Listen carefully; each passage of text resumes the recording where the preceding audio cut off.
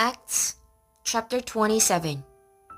When it was decided that we would sail for Italy, Paul and some other prisoners were handed over to a centurion named Julius, who belonged to the imperial regiment. We boarded a ship from Adramyttium about to sail for ports along the coast of the province of Asia, and we put out to sea. Aristarchus, a Macedonian from Thessalonica, was with us. The next day, we landed at Sidon, and Julius, in kindness to Paul, allowed him to go to his friends so they might provide for his needs. From there, we put out to sea again and passed to the lee of Cyprus because the winds were against us. When we had sailed across the open sea, off the coast of Cilicia and Pamphylia, we landed at Myra in Lycia. There, the centurion found an Alexandrian ship sailing for Italy and put us on board. We made slow headway for many days and had difficulty arriving off Cnidus. When the wind did not allow us to hold our course, we sailed to the lee of Crete opposite Salmone. We moved along the coast with difficulty and came to a place called Fair Havens near the town of Lasea. Much time had been lost, and sailing had already become dangerous because by now it was after the Day of Atonement. So Paul warned them, "Men, I can see that our voyage is going to be disastrous and bring great loss to ship and cargo, and to our own lives also." But the centurion, instead of listening to what Paul said, followed the advice of the pilot and of the owner of the ship. Since the harbor was unsuitable to winter in, the majority decided that we should sail on, hoping to reach Phoenix and winter there. This was a harbor in Crete, facing both southwest and northwest. When a gentle south wind began to blow, they saw their opportunity. So they weighed anchor and sailed along the shore of Crete. Before very long, a wind of hurricane force, called a northeaster, swept down from the island.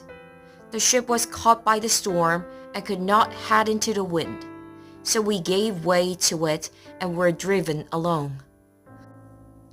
As we passed to the lee of a small island called Cauda, we were hardly able to make the lifeboat secure, so the man hoisted it aboard. Then they passed ropes under the ship itself to hold it together. Because they were afraid they would run aground on the sandbars of Syrtis, they lowered the sea anchor and let the ship be driven along. We took such a violent battering from the storm that the next day they began to throw the cargo overboard.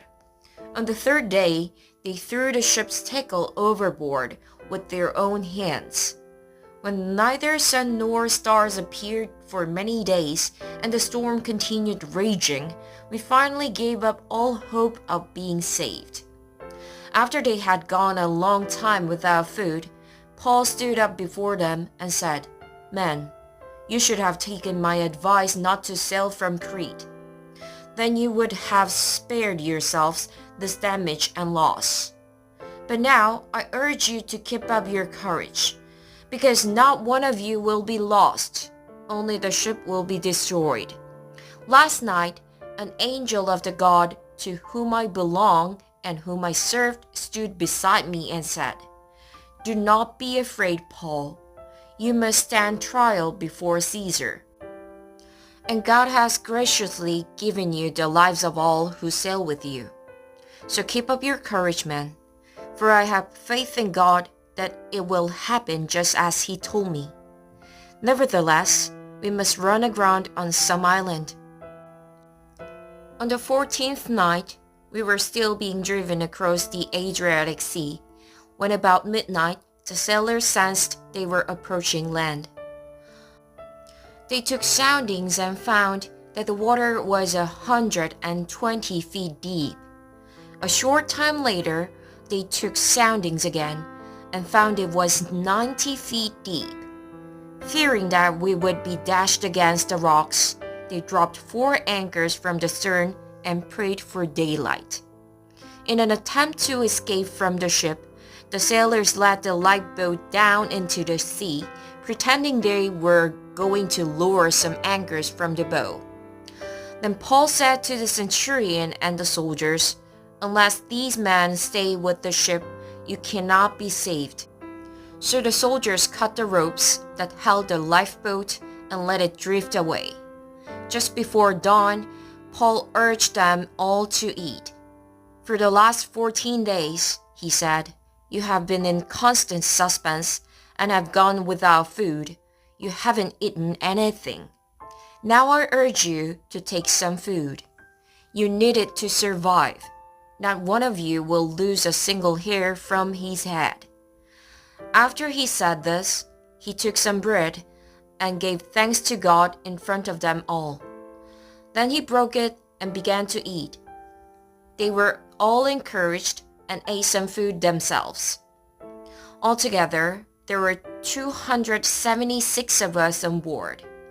When they had eaten as much as they wanted, they lightened the ship by throwing the grain into the sea.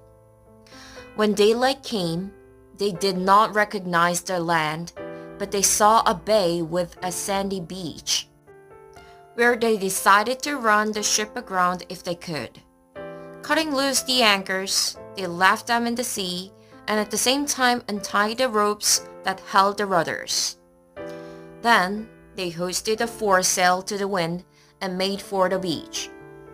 But the ship struck a sandbar and ran aground. The bow stuck fast and would not move, and the stern was broken to pieces by the pounding of the surf. The soldiers planned to kill the prisoners to prevent any of them from swimming away and escaping.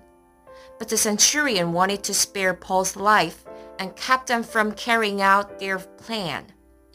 He ordered those who could swim to jump overboard first and get to land. The rest were to get there on planks or on other pieces of the ship. In this way, everyone reached land safely.